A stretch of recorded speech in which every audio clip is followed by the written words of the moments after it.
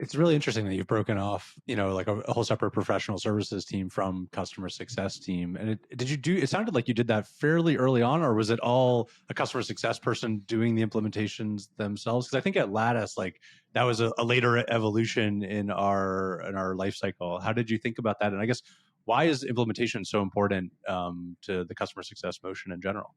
Yeah. So what started happening is the customer success managers own that entire journey, and as their bandwidth started essentially focusing more on just doing that versus actually doing customer success activities, that's where we essentially said, "Hey, this is an opportunity to specialize." So what we did is we hired our first implementation manager, and she came into the company, and her name's Rachel. She came in and we said, "Hey, this is what the implementation team is doing today. Let's build an actual program around it." And we really tested into the concept: is it necessary to separate professional services from customer success? That was wildly successful because what it unlocked is the customer success managers to be purely focused on proactive engagements that were around doing gross retention activities. And so now actually Rachel has been with me for 4 years, and now she's the manager of professional services and oversees a team of 4 people. And that has always been my motion: is let me get one person in this role, prove the value of it, specialize it, make them extremely focused. And then she created the best professional service program. So that was kind of how we got to where we were at.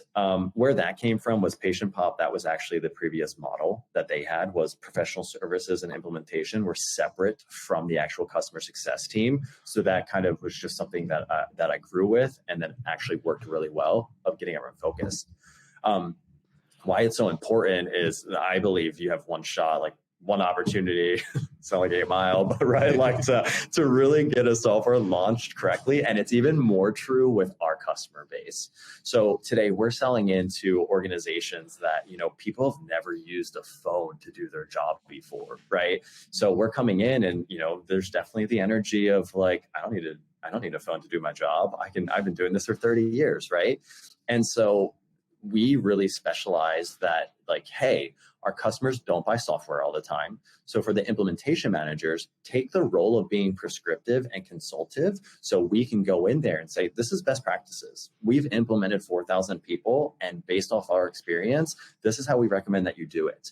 And so we found that if we guide them through the implementation and essentially act as a filler in maybe either skill gaps that they have or resource gaps that they have, getting to the point of having a successful deployment is going to set us up for long-term retention. And so what we saw is actually the rate of retention of those who go through our professional services versus those who go through a more self-service route, it's night and day, right? So it just shows the value of actually having a team dedicated to doing that and getting teams set up for success